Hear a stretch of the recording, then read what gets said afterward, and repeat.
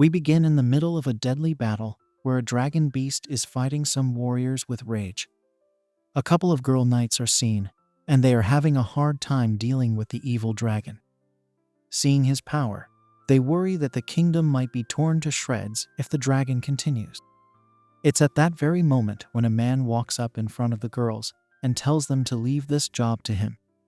It happens to be our hero Takato, and both the girls cheer loudly for him with smiles on their faces. Takato only has one mission in mind as of now, so he challenges the evil dragon to come at him with all he's got. An intense battle follows between them, but it doesn't take long for our hero to defeat the dragon with ease and even chop off his head. Later in the night, we see everyone dancing and rejoicing over their victory, while the dragon head is just lying there in the background. The blonde girl from earlier shows up with some food for Takato and tells him it's time to dig in. Her name is revealed to be Missile, and our hero thanks her for the meal. Now, the both of them sit together and talk about how exciting it is to finally breathe a sigh of relief from the dragon. Takato also mentions how he had to deal with a drunken girl named Iris on his way here. Takato feels that he can finally calm down and live an easy life. But that is never the case when you are the hero of your land. Suddenly, tons of girls gather around him and call out his name as if they are a part of his fan club. They ask him all kinds of questions ranging from whether he got hurt to whether he was able to actually defeat the evil dragon all by himself. He simply smiles at them and says there's nothing to worry about as long as he has the people of this country on his side. Even something as simple as this is enough to make these girls fall head over heels for him. It leads to a hilarious scene where these girls invite our hero to their homes or to try some food or even to dance right now. It is no mistake to say that he is a player here. Suddenly, Takato vanishes and the girls try to find him so that they can flirt with him again. Missile is able to locate our hero hiding under the table, and he tells her he may have gone a bit overboard by being too flashy. After all, being extra popular is also something to think about. As he says this, Takato hears someone laughing in the background because she seems to have finally located him. She says that there is no way she is backing down now, but our hero is very confused as to what's going on over here.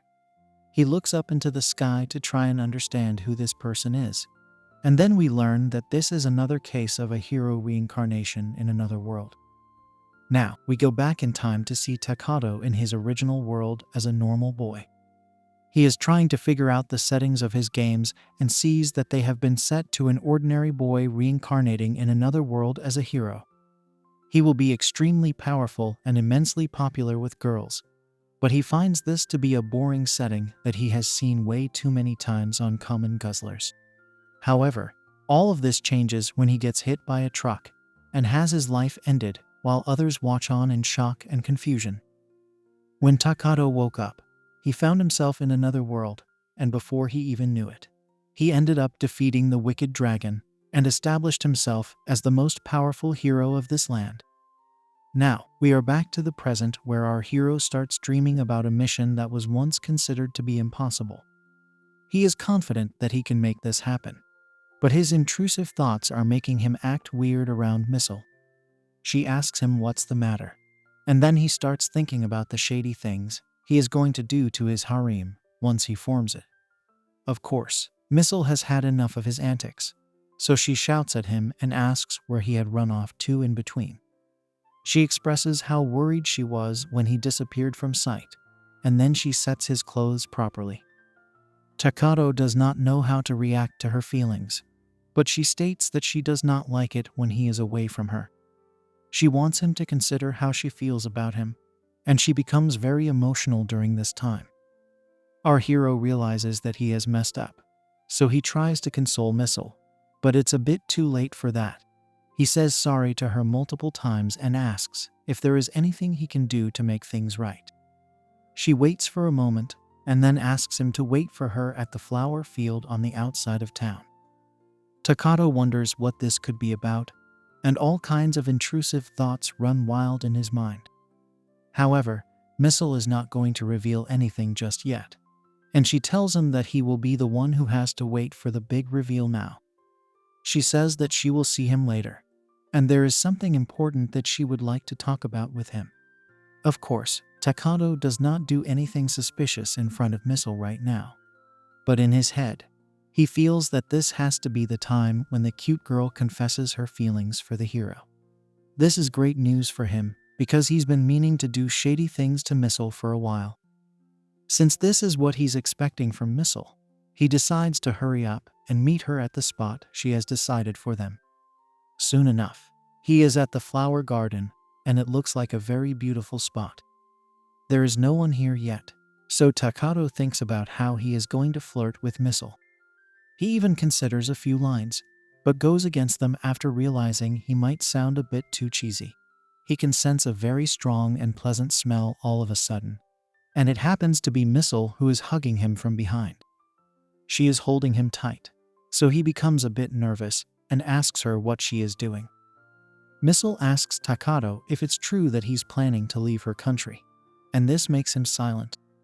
He tells her that he has no other choice but to leave because there are a lot of people in this world that are still in trouble. Of course, his main reason is to explore the other beautiful girls in other parts of the kingdom. But he can't expose that shady side to Missile just yet. Somehow, it seems that Missile can read his thoughts. So she tells our hero that she feels bad for the girls whose hearts he is going to break. Takato feels that this is the deciding moment for him. But then Missile says that everything has already been decided. She seems to have a shady smile on her face, which looks a bit suspicious. But then she asks if she can come along with Takato for his mission. Of course, he happily says yes to it, and things look promising for this potential couple. Missile is glad to be with our hero, and Takato is jumping around with joy inside his mind because he has already managed to land one cute girl for his heroine harem. Now, Missile asks Takato if he remembers the first time the two of them had met, but it seems to make him a bit nervous. He says yes, but also states that it is a bit of an unexpected question. Suddenly, Missile prepares her feet for something, and then she asks Takato if he remembers the time he was hit by a truck. At first, our hero says yes, but then he realizes that something is up, because this was something that happened in his previous life. He asks Missile what's going on, but before he can understand anything, he is smacked down with an attack from his harem girl. Our hero tries to get back up, but he is unable to do so as he lies around all the flowers. It's at this time when Missile asks him why he did not find any people around over here. She answers the question herself by revealing the flowers in this area are all poisonous, which means that Takato is in a very difficult spot right now. She states that these flowers have the ability to lure living beings toward them, and then put them to sleep for their nourishment. She then states that our hero has found himself inside a similar situation, but she refers to him as Takayoshi, and not Takato. He is shocked to hear this because it happens to be his real name from his original world. He asks Missile how she knows this name, and then it leads him to wonder who she really is. That's when we see Missile's true form, which is that of an evil schoolgirl in a modern uniform. This outfit looks like something that is from Takato's original world. So things are getting very confusing right now. Our hero says that his Missile is supposed to be a cute girl who does not know anything about his past or his real name. She is supposed to be a kind and soft girl, so there is no way she can be so evil. It's at this moment when Missile laughs at Takato once more and mocks him for liking such sweet and innocent girls. It gave her the chance to trick him by taking on such an appearance. Of course, Takato is extremely confused right now, so he wants an answer for everything that is going on. Missile decides to stop teasing him so much and explain everything in a way that he will understand. Our hero gets the shock of his life when he learns that Missile is actually the same girl who hit him with the truck back when he was in the original world. A flashback shows us the exact same girl driving straight into Takato with an evil smile on her face. Our hero now realizes what is going on, and the look on his face is indeed a bothered one. She then reveals that she was also reincarnated into this world along with Takato, and she happened to become the kingdom's priest apprentice by sheer luck. She then reveals that she knows Takato was talking to other girls despite being with her. And this holds true for our hero because he himself has admitted to his crimes. Being easily distracted by cute and curvy girls seems to be a problem for him in his past life as well as his current life. Missile says she can't believe her lover boy wants to build a harem for himself and cheat on her. So she picks up his sword and takes it out for what can only be assumed to be a finisher move. She says that she wants Takato to love her like he did the first time they met. Because being loved is the happiest thing for our hero as per Missile. Of course, Takato calls her a crazy psychopath. But even if that were true, his words do not have any effect on Missile. She has had enough of playing games and wants to take revenge on our hero for cheating on her. So she raises his own sword at him and prepares to strike. Takato takes a defensive position and asks her to stop. But it's too late, as it is implied that Missile struck him with his sword to end it all. She also tells him that he should not love anyone else but her. And then the screen fades to black. Now, we oddly shift to a school building that looks like it is from our hero's original world. He is seen hiding under a desk, and he cries out to Missile again and again, asking her not to end him. Soon enough, he realizes that he is not in front of his psychotic ex any longer, and he looks around to see where he has been transported. As he tries to figure out the location, a girl approaches him and wishes a good morning. She greets Takato by his real name of Takayoshi, and there is a strong beam of light that is being emitted from her presence. She has a smile on her face, which means that she should be friendly. And this is more than enough to put Takato at ease. The girl reveals her name to be Shuna and further states that she is the goddess in charge around here. This is all it takes for Takato to leap in joy and come at her with happiness. Of course, Shuna is not really interested in hugging him, so she unleashes her powers to trap Takato in some strings of cloth. He is now hanging upside down and makes some random noises, so the goddess asks him if he has calmed down now. Takato can't contain his excitement, so he asks Shuna if he is going to be reincarnated to another world yet again. She confirms this, and then he asks if he will be given a cheat ability as well. Shuna says yes to this too. And then Takato pushes his luck by asking if he will be surrounded by beautiful girls and form his own harem as well. Surprisingly, the goddess says that such things will be possible for him, and it leads Takato into thinking that what he had experienced before was nothing more than a bad dream. However, this is when Shuna turns to demon mode and tells him that he was most definitely not in a dream. She has a scary look on her face as she says this, and it causes Takato to panic. The cloth strips are not able to hold him any longer, so they tear off as he falls from top to bottom. Now, Shuna tells him that she will keep this particular memory of his preserved. She also adds that if Takato continues to experience loss, then things will most likely remain the same as before. Our hero is a bit confused by what the goddess is telling him, but he does not have the time to stick around and ask questions, as a portal is being opened right under him. Shuna tells him that this is the moment for him to prove his worth. But before he drops from the portal, he asks her what she meant when she said that things would be the same as before. This is when the goddess reveals that there will be a Yandere in his reincarnated world. A Yandere is basically someone who gets so attached to another person that they will never be able to let them go, even if it means ending their life if they get attached to someone else. This is pretty much what had happened with Missile in Takato's past life, so it's not good news for him at all. He panics and begs the goddess to reincarnate him in another world because he really wants to enjoy being with a harem. Shuna says that she did want to do that initially, but after seeing how things turned out with Missile, she feels that it would be interesting to give it another shot. With that, our hero drops down from the portal, and he calls Shuna a monster for toying with his life, just for the sake of some entertainment.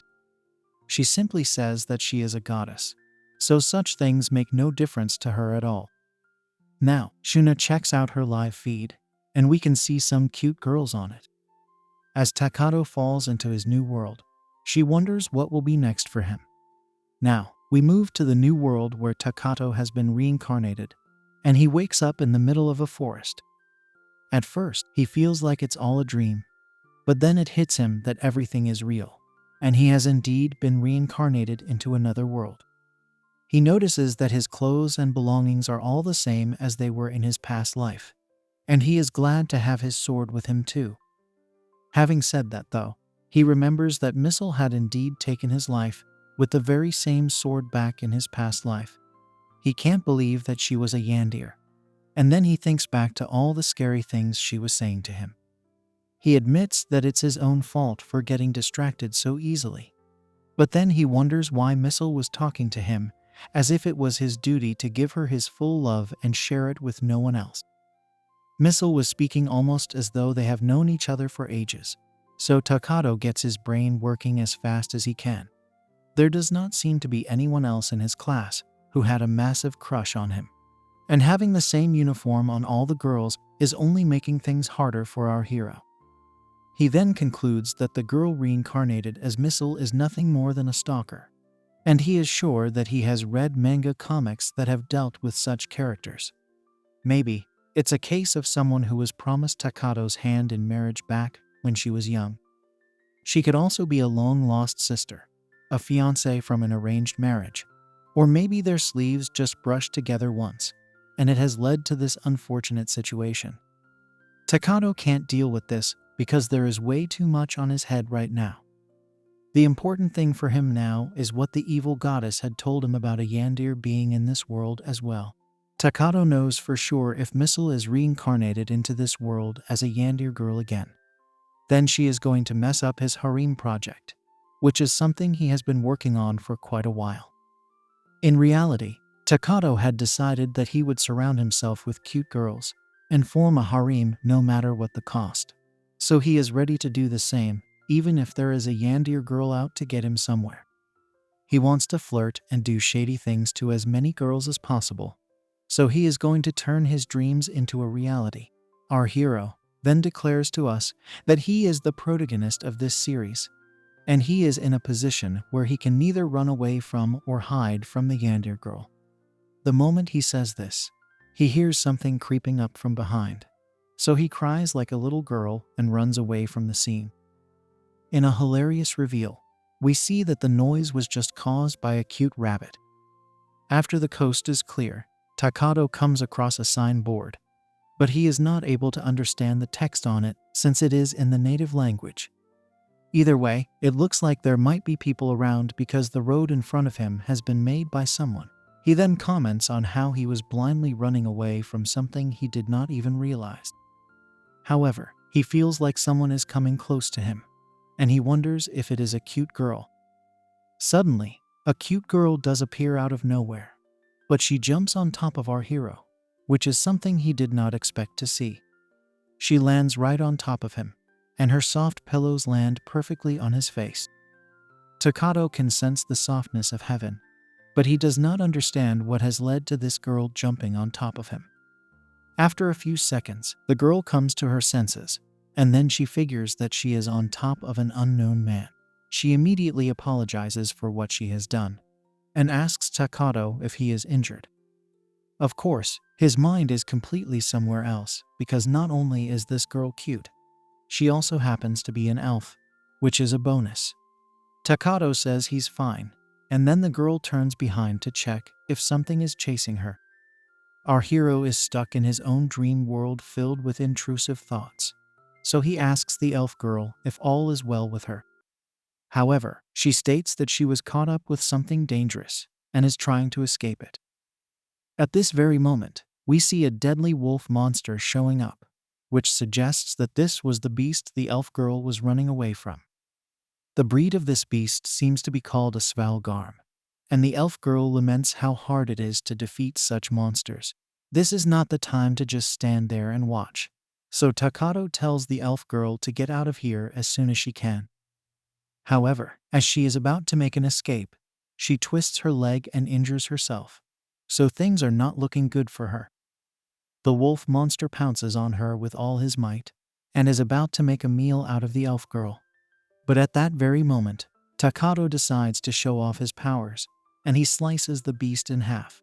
It's an impressive display of strength that even impresses the elf girl as she just sits there and watches it all unfold. With the beast defeated, Takato stands there and strikes a heroic pose so that he can show off in front of the elf girl. He then turns around and asks her if she is all right, but she can only watch him with amazement in her eyes. Now, Takato checks out his body movements because his execution was a bit too smooth. He knows this was a move he had learned in his previous life, but the fact that he was able to use it so easily is still a bit shocking. Anyway, he shifts his focus to the fact that he is able to understand what the elf girl is telling him. This means that he should be able to communicate in elf language. The girl is still looking at him with amazement, so he asks her if she is all right. She starts to thank him for saving her life, so he asks her if she is able to understand the words that are coming out of his mouth. The elf girl seemingly confirms this when she thanks him once again and reveals her name to be Riya. She happens to be the daughter of the village chief of a place called Muravu. She says that she will forever remain indebted to our hero, but he says it's no big deal. He also introduces himself, and he uses his real name of Takayoshi. Of course, this is not a normal name in the current world, so Riya asks him where he is from. Takato does not really know how to begin his explanation, so he tells her that he has actually come from a land that is far away. Riya is still a bit clueless, but then Takato asks her if her leg is okay. She says it's not too bad, and she will be able to heal the injuries quite easily with medicines and herbs. Our hero is relieved to hear this, but then it also strikes him that medicines and herbs are a thing in this world. Of course, it reminds him of the horrid experience he had with Missile in his past life, where she trapped him with poisonous flowers and then took his life when he was subdued. Takato is not feeling well at this moment, so the elf girl asks him if all is well. He puts his hand on hers, and this makes Riya a bit nervous, so she asks him if he knows something suspicious. Takato says it's nothing and proceeds to use the herbs to work on Riya. He also apologizes to her for acting weird since he can't really shake off what Missile had done to him.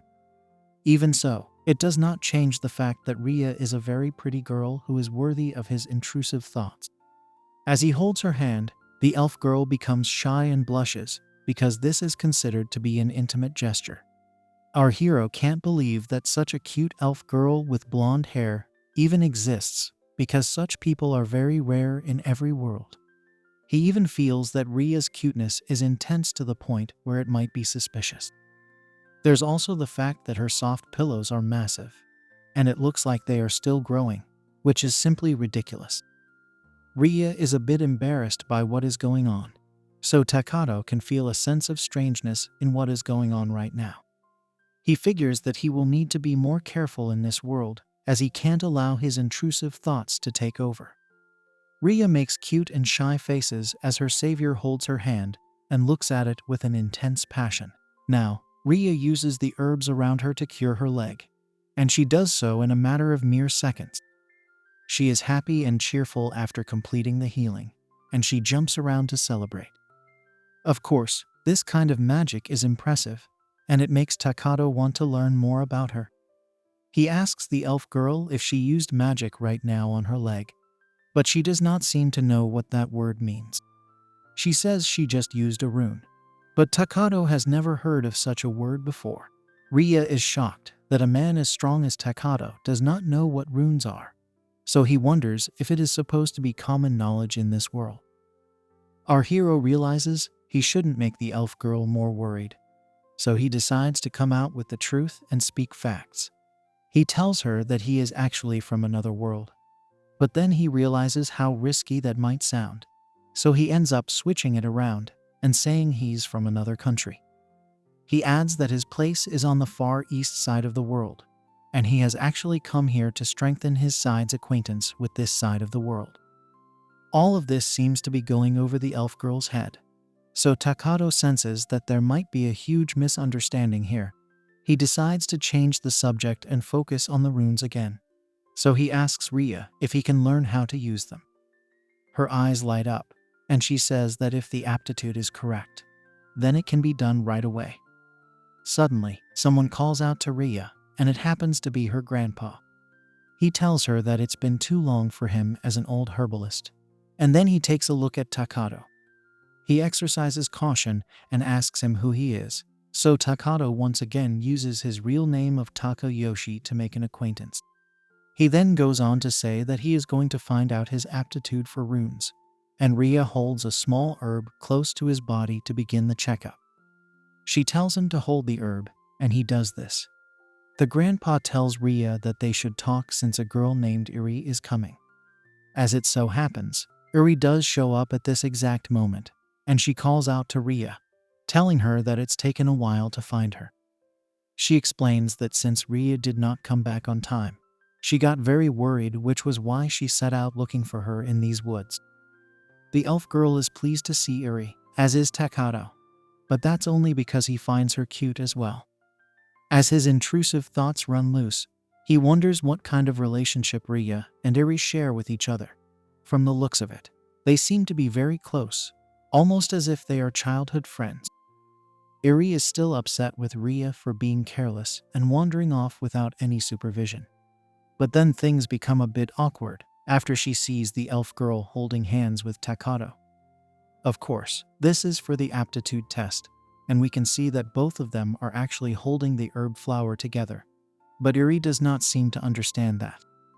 Our hero worries that he will become the subject of yet another misunderstanding now. But it's too late for him to make any corrections to what has already been seen. Iri assumes a battle stance and proceeds to draw out her sword. So Ria tries to explain who Takato really is. However, Iri is not going to listen to any logic now, and she charges at our hero with angry intent. She even says that he will have to go through her if he wishes to be with Ria. So Takato tries to explain that it's not what it looks like. It's too late for talking, so he has to settle it somehow. And in this case, it has to be a sword fight. He wants to make sure he looks cool while defeating Iri because that way, he will impress her as well and probably start a harem with her and Ria. However, as he is about to defend himself, Takato has yet another traumatic moment where he sees Iri as Missile trying to attack him. This causes our hero to panic, and he lets out a huge scream just before Iri is about to strike him. His scream seems to activate something inside the herb he is holding as it starts to glow with intensity. Iri is a bit surprised by this, and she backs away upon noticing the massive burst of energy. It almost forms like some kind of explosion that covers up everything around our hero. The others brace for impact as they try to resist the energy waves being emitted from this phenomenon. Ria has no idea what's going on, but her grandpa has to keep her safe, so he uses his powers to create a barrier for them. He suddenly realizes that the energy being released is because of the rune reaction to Takato. As the dust clears, he can see the herb flower turning into a giant plant, and he is taken aback by the immense skill and talent our hero possesses. An aerial view shows us just how deadly this energy blast was, as the giant plant is almost as tall as a building. Takato was knocked out by the power burst, but he soon opens his eyes to see what has happened.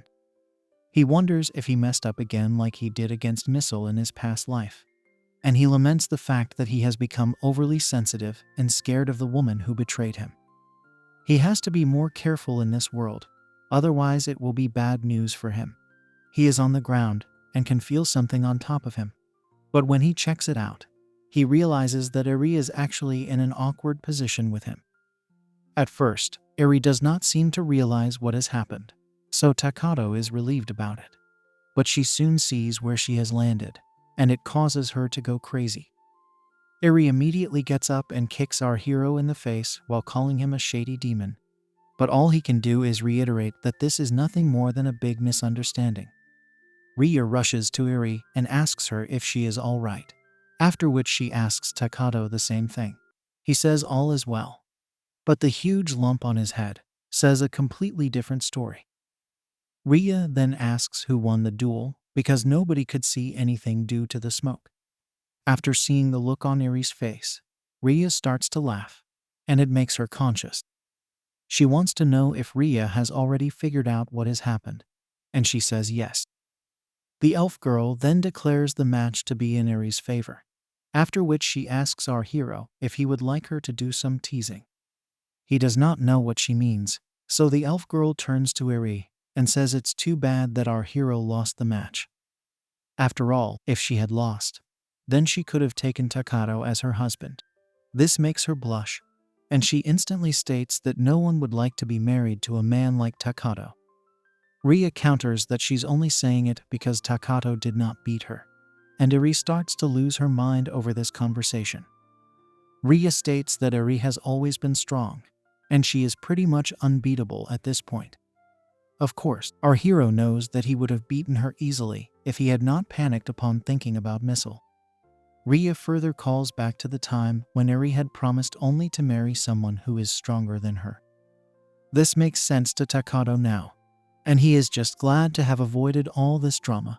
Eri herself does not know how to deal with the situation, and Takato feels that he should be careful around her.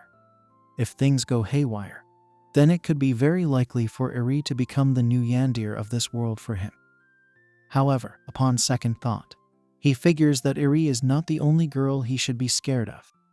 Even Ria could turn out to be the Yandere, which means that our hero has to be worried about not one, but two girls. It is very much possible for even the both of them to be reincarnations of Missile. So the coast is not at all clear for Takato. He eventually convinces himself that only one of these girls is a Yandere. But then he starts to get anxious about which of them is the villain. It could be Eri because of her attitude towards him. But then again, even Ria reminded him of Missile when he first met her as an innocent girl. Takato wonders if he will simply lose out to women just by talking to them, as the Yandere problem does not look like it's going anywhere.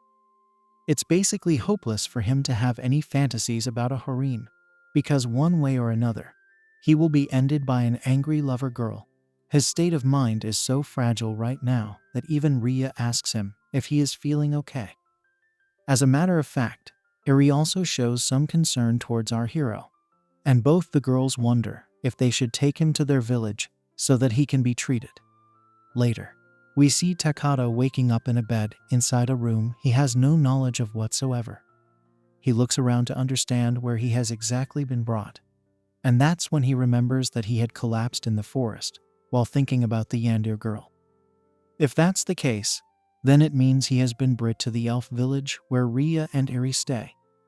As he looks out the window, Takato comments on how amazing it is for the elves to still live inside the forest. As he explores this new village from the comfort of his bed, Ria walks in looking cuter than ever, now that she has a maid outfit on. Our hero is blown away by her beauty, and his intrusive thoughts go wild yet again. But then he remembers that the elf girl could very well be a reincarnation of Missile. He goes crazy again simply thinking about the fact that Ria could be a Yandere, and he is immediately tempted to buy her. She is about to take his temperature and leans into his body, but Ria gets a bit too close for comfort. Our hero's mind is completely focused on how close he is to the elf girl as she tries to take his temperature. It will not be a surprise if his body heat is high, because he can smell her properly from here, and it is very pleasant. He can almost feel her soft pillows as well, so he wonders if it will be okay for him to touch them.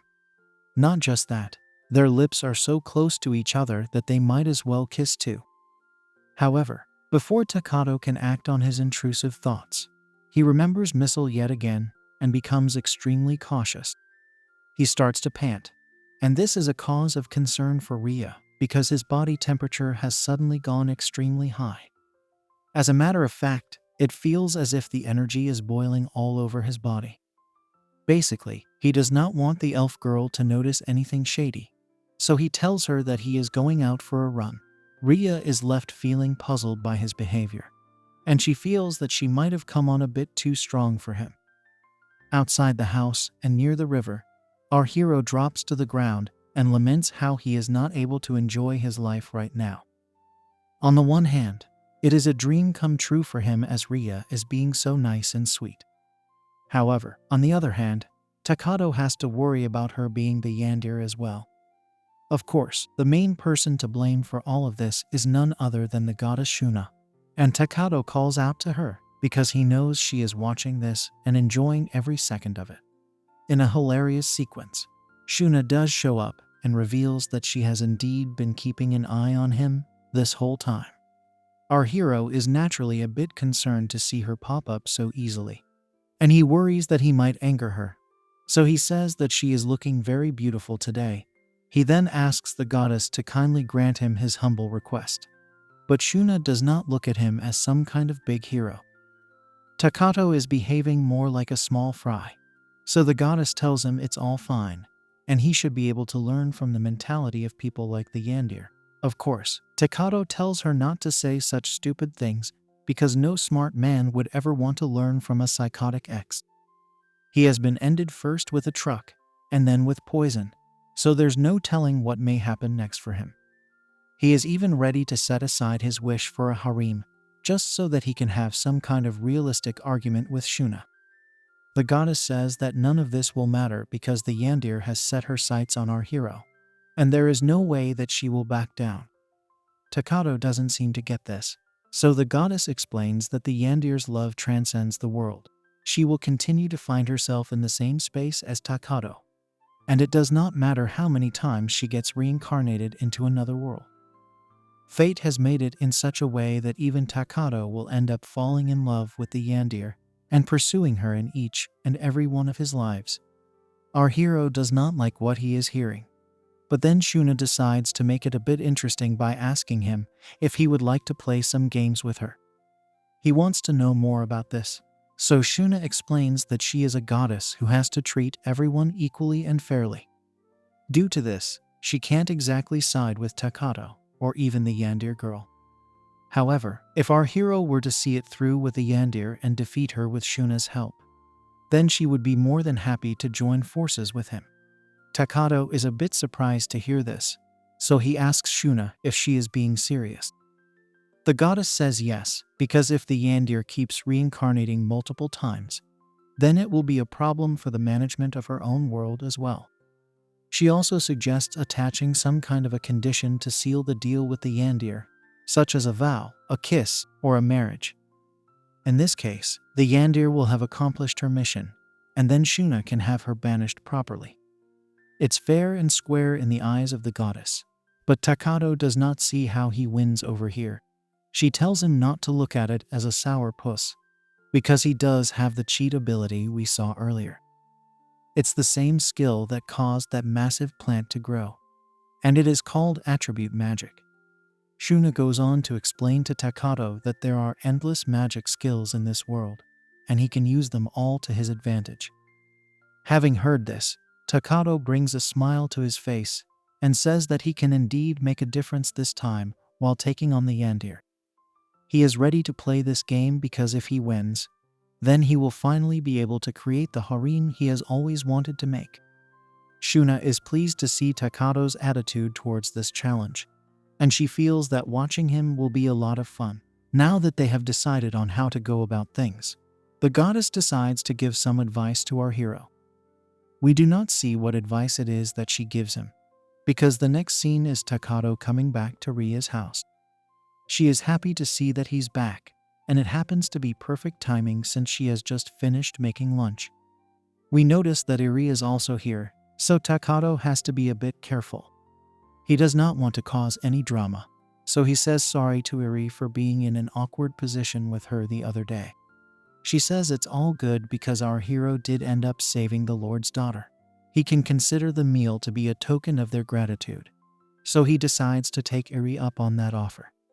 After he sits down, Iri tells him that she will discuss the current situation with him and Ria. The elf girl becomes conscious after hearing this, so she asks Iri to be a bit more considerate.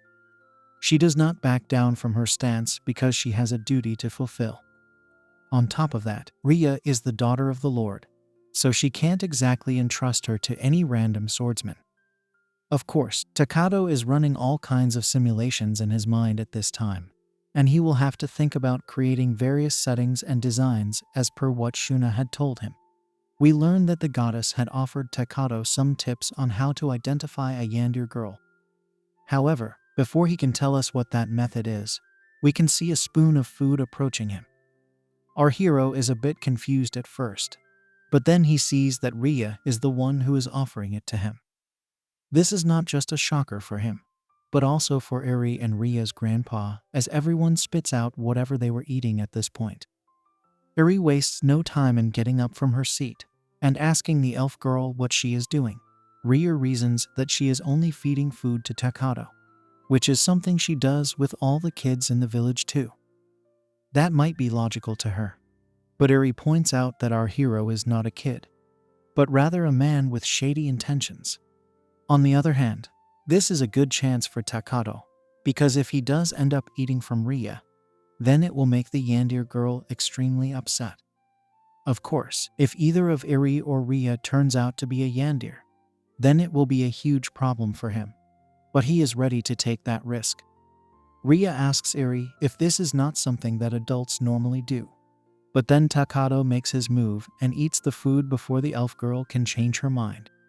Both Eri and Ria pause for a moment to digest what has just happened, and it looks like Eri is the one who has gotten upset from it the most.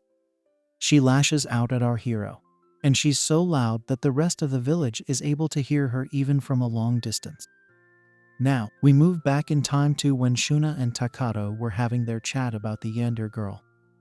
The goddess told him that he should be looking out for a particular approach, but it confused him. Shuna then explained that the Yandere girl was indeed lurking around this world as a resident, but under disguise. Even so, there would be times when she would reveal her true nature, which would be crucial for our hero to notice. Shuna then took the example of Missile, who was the Yandere girl in his past life. She asked Takato if he had noticed anything odd about her behavior, now that he was looking back in hindsight. That's when he realized that whenever he would feel lonely, she would end up from somewhere to offer him comfort. This was seen best when he was at the flower field, and she showed up from behind to hug him. Normally, this would be considered extremely bold behavior, which was not something Missile was known for. Shuna then explained that as long as the Yandere girl liked Takato, then he would definitely get approached by her. When that happens, the best thing for him to do would be to act completely natural around the Yandere. The key to note here is that if Takato were to create a harem and get involved with multiple girls, then it would make the Yandere girl extremely upset, and it could lead her to some unnecessary measures. Takato's life would be in the most danger if he actually made the harem and did shady things to other girls. In that case, he could easily get stabbed in the back without him even realizing what had happened. Now, we move back to the present where Takato tells himself that he will have to risk it all for the sake of love. He tells Ria that the food is tasty, and it makes the elf girl happy, but the same can't be said about Eri. She proceeds to ruin the mood by placing her hand on our hero's shoulders in a menacing way. Ria also notices this and gets a bit confused, so she asks Eri what the matter is. To Takato, this is good enough to confirm that Eri is indeed the culprit Yandere he is looking for. He is then asked by Eri to give a proper introduction, because she is done waiting for him to finish his food. This is not good news for him, and he also wonders if it's too soon for him to make such an important decision on the Yandere. He decides to sit down and listen to the girls give him some background information on this place. Eri says that her family name is Alhuma, and their family members are the lords of this region. She also happens to be the captain of the knights entrusted with the security of the Mid-Whale village. Ria repeats that she is the granddaughter of the village chief, and she adds that Eri and she are childhood friends. There is no point in taking any risks right now, so Takato is simply going to observe both the girls as of now. The village chief also introduces himself as Zia, and then Takato talks about himself. When it comes to identifying the Yandere, he starts to think about who the actual woman could be who had started this whole mess in the first place. Suddenly, Shuna shows up and asks our hero why he is thinking so much about this mess. After all, he does not have a great personality. So that could also be the reason for his problems. It turns out that we're actually in the flashback from earlier again, where the goddess and Takato were talking about the Yandere girl. He admits that it's a bit of a problem to keep referring to this woman as a Yandere, or even as Missile, who was just the most recent reincarnation. It would be best to give this girl a title, which would mean that Takato would have to give her real name. Of course, Shuna does not know how this will make much of a difference, because the name of a person is only applicable to the world that gave her that specific name. Since the Yandere girl has been reincarnated so many times, it would be hard to give her one specific name. But Takato argued that he could give the first ever name that she had, right when she was first born. Shuna further explained that the Yandere girl was indulging in a phenomenon known as transference. As per her knowledge, the original name of this girl was Missile because she only got involved from this world. However, Takato explained to her that he was in another world before meeting Missile. So the girl from that world would be the original Yandere. That's when we learned that this villain's original name is Kokuji Kurohime. It was at this time that Takato promised to make sure he would find Koku, no matter what the cost. Now, we move back into the present day, where Eri is striking a pose with her eagle to look cool. Takato comes to the scene and asks for her, but she looks back at him with anger because he did not add a respectful suffix. Our hero calls her Eri-chan, and then she asks him what he needs. He says that he just wants to chat for a bit. But his real mission is to get as much information as possible from Eri now that she is a potential Yandere. Exposing this person is the main mission given to him by Shuna. So he figures that talking to his suspects actively will help him a great deal with uncovering the villain. He takes a look at the eagle and realizes that it is not a bird of war, but rather a carrier pigeon. Eri explains that she has written a message to her father, asking him to arrest any suspicious people in the village and bring them to the city. There is no context for this yet, but Takato acts very interested and says that he would like to help her out with this mission. He gives the reason that having suspicious people is a dangerous thing, but in his mind, he knows that this is the best way to try and get closer to Eri. She is pleased to hear his intentions, and she says that it's nice to see someone with such determination. Our hero does not understand why Eri is being so accommodating all of a sudden, but since it's suspicious to be around her anyway, he decides to play along. He asks her what he should do next, so Eri says that he should put his hands in front of him. He does not do it at first, so she says that if he's feeling anxious, then she is ready to hold his hand to make him feel better. Takato is glad to hear this, so he puts his hands up immediately. But then he is put into cuffs in a rather hilarious scene. He looks completely baffled and bamboozled as the guards come from behind to tail him away. This is when we learn that it was always Eri's plan to have our hero arrested. Now, we shift to the carriages that are being driven to town, and in one of them, we see Takato with his hands tied like a proper prisoner. He asks Eri why he is being taken to town like this, so she tells him it's because of trespassing.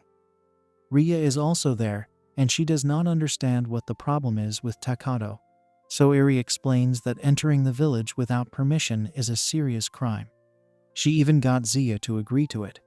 And then she adds the massive burst, if magic, that Takato had released in the forest.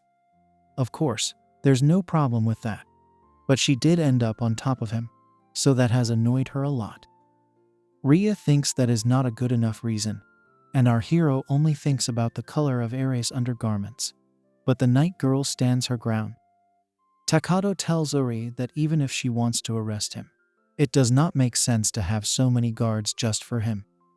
He is not a violent person at all, and yet she does not trust him. She counters that the guards are also escorting a lot of traded goods, such as fruits, vegetables, medicines, and a lot of other valuable items that are at risk of being stolen by monsters. Takato now sees the sense of this convoy, and he wonders how well Eri's dad must be managing his town. After all, if he has so many items heading his way, then his town should be good for trading. He asks Eri if business is thriving at her place, and she says that it is doing so well that it can even be compared to the status of the capital city of the kingdom. Soon enough, everyone can see their target destination, which is the trading city of Sami. How is our hero going to get himself out of this mess? Also, can he be sure that Eri is the Yandere? Or is she just an annoyed girl with an attitude problem? What about Ria? Could she be the main culprit all along? Like, share, and subscribe if you want to know how the story unfolds. Give this video some love, and I'll upload part 2 as well. Until next time, see you.